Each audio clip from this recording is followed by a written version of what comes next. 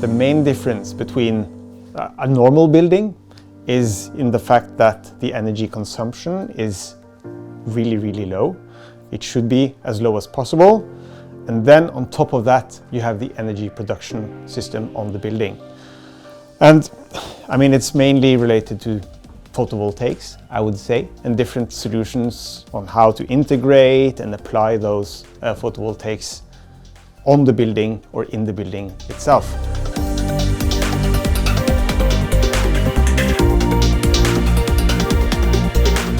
First of all, as I mentioned earlier here as well, right? It's about reducing the energy consumption as much as possible. And I think it's important then that we look at the passive things or technologies we can use, and also the active. And I think traditionally we haven't been as good as we should have been to look at the integrated performance of the building. We optimize the building envelope, so the windows and the walls and the roofs and all of that. And we do some optimization also on the technical systems. But I think the integration between the two is really important for us to move further and beyond where we already are. Because I think state-of-the-art technologies, if we look at the building envelope, that's my field of expertise, is really high performing. We have highly insulating glazing units, we have highly insulated facades and roofs and all of that. And at least from a Nordic perspective, I'm from Norway, so it's a cold country, yeah? And the heating demand is, of course, a major driver for the energy efficiency aspects in Norway. So reducing the heating demand as much as possible through well-insulated buildings is kind of step one.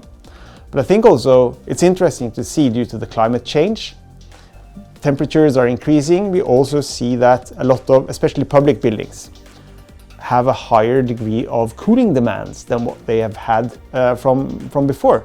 So we also need to keep the balance in mind.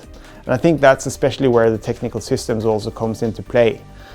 We need to be better to kind of understand the connection between the two, so we don't optimize one thing and sub-optimize the other.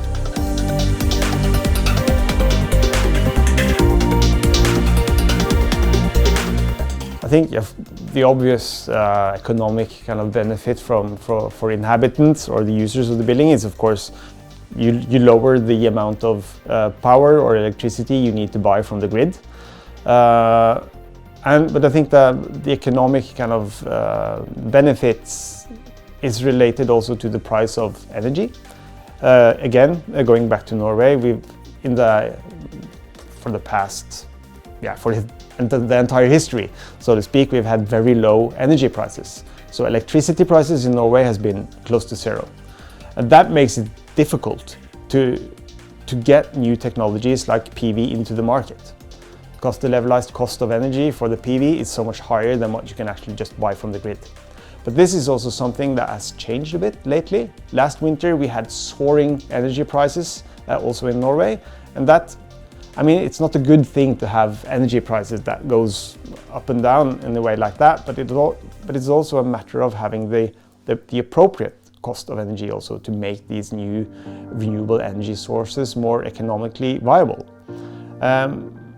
But then I think also for us to achieve these positive energy buildings and to get that as a main kind of technology for the market, we need to also look at different economic models, green loans and financing, and to make it more attractive beyond just like comparing it to the energy prices.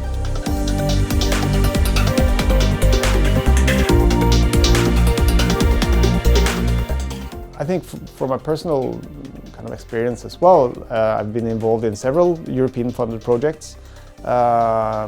EU-funded projects are a really good source, or an important source for funding for research also in Norway. Right? We're not part of the EU, but we're part of the European Economic Agreement, so we get access to the Horizon Europe funding as well. So we have two shining stars, I would say, on projects. One is called SINTEF. We're working together with NTNU and SINTEF and a lot of European project partners. but also a project called Arv. It means heritage in Norwegian. It was funded as part of the Green Deal call at the very end of Horizon 2020. So here we are working 6 demo projects spread across Europe. I think we're close to 40 partners in that project, so it's a big project. But the Norwegian demonstration case, or the pilot, which is a building connected to a district, is called Voldsløkka School.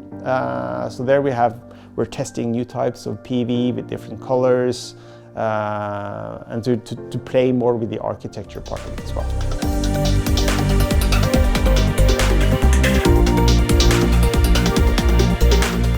It's important that we just kind of keep pushing it, and that we get the necessary funding for R&D and innovation. And I think also to work more on the legislative side of things. I think we're already in a good position with the Fit for 55 package and the solar rooftop initiative, I think the name is, more or less kind of demanding that new buildings have PV mounted, but also looking at the renovation market.